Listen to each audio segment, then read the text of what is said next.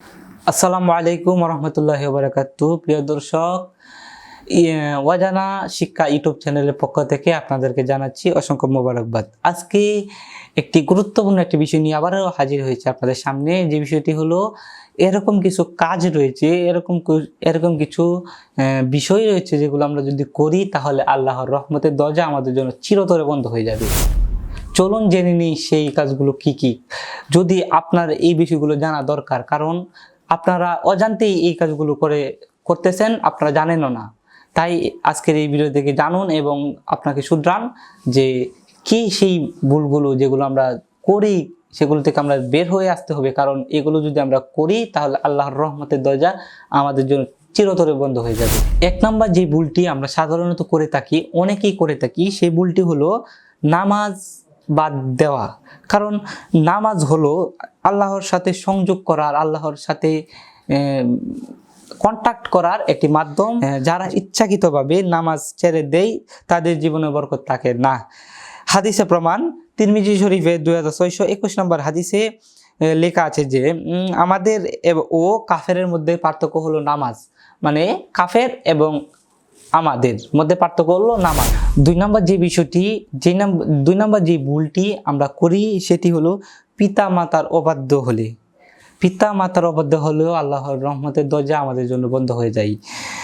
মা বাবা কষ্ট পেলে তাদের জন্য দুনিয়াতে শাস্তির ব্যবস্থা হয় এবং পরকালে শাস্তির ব্যবস্থা আছে।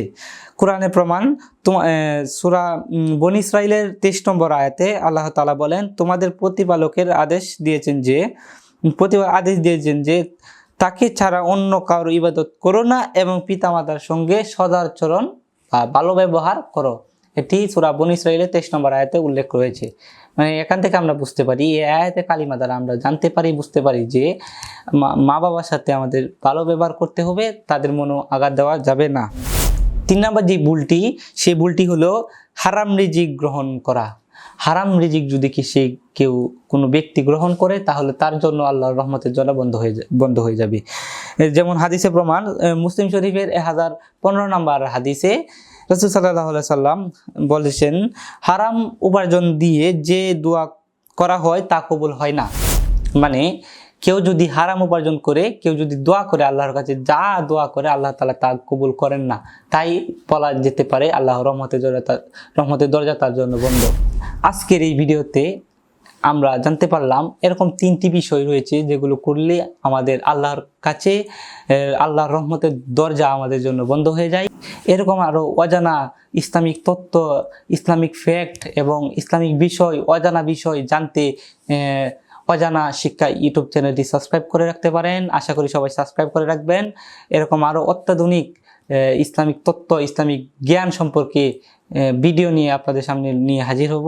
আজকের ভিডিও এখানে শেষ করছি।